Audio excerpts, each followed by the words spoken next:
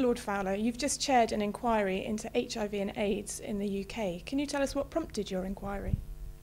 Basically, I had this idea. 25 years ago, in 1986, we had a massive campaign, a public education campaign on HIV/AIDS, Don't Die of Ignorance. It was a time when there weren't any drugs, let alone anything else, for dealing with AIDS.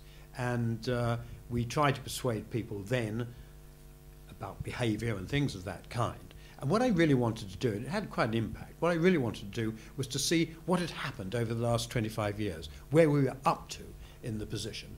And I think in Tracy, the fact is that although a lot of people said, you know, it's not going to develop, in fact, we've now got approaching 100,000 people living with HIV in this country. And over a quarter don't know that they have HIV. So you've got there a very serious problem, and that's what we've been looking at. It's a huge area. How did the committee go about investigating this? Well, we did it in the classic way that a select committee does, which I think is very useful and very valuable way. We went out and took evidence. We took evidence outside Parliament, but we also took evidence inside Parliament. We went to Brixton Prison, for example, on one visit. But basically, we brought witnesses in, expert witnesses, and we questioned them about the position. I think we had something like 50 witnesses who we questioned, including ministers, and then we had about 100 pieces of other evidence which came in letters and memorandums and things of that kind. So in a short space of time, we gathered a really fantastic amount of information. And can you tell us about your committee's key findings from the inquiry? Well, I think the key finding is basically this.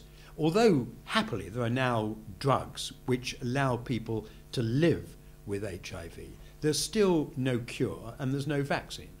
And so the one certain way that you can actually have a policy is to try to prevent HIV. And so what we're arguing for is to have a campaign of prevention. I'm not saying we haven't had campaigns on prevention, but I am saying that the urgency has kind of gone out of it. When we did the campaign in 1986, there was no question at all that HIV came down, as did other sexually transmitted diseases. It hasn't been repeated in that way, and one has seen what has taken place. So we have a really major problem of about 100,000 people living with HIV. The drugs cost alone is something like £750 million a year. I mean, it's a massive cost. And the irony is it's all preventable. It can all be prevented by people taking simple precautions, which we have been telling them about or seeking to tell them about for a long time. And what we want to do is to see, therefore, a new emphasis on prevention and a new emphasis upon people getting tested in particular, because it's ridiculous. We have a situation where at the moment you have about a quarter of those people who've got HIV who don't know it. That's bad for them, and it's certainly bad for public health, because HIV simply gets spread around even more. And what does the committee hope its report will achieve? What happens next? I hope what it'll achieve is it will say to the government that we are not doing enough on prevention.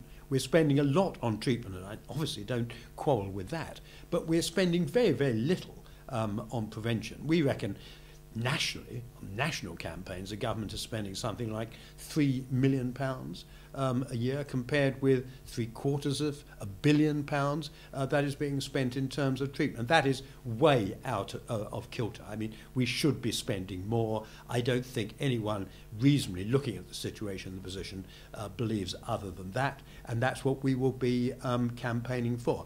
And I know these are difficult economic times, but I have to say that if you were trying to find one good investment, it would be to spend more on prevention, because that prevents the treatment costs, if nothing else, and obviously the human costs as well, which will come down the road if HIV is not better prevented.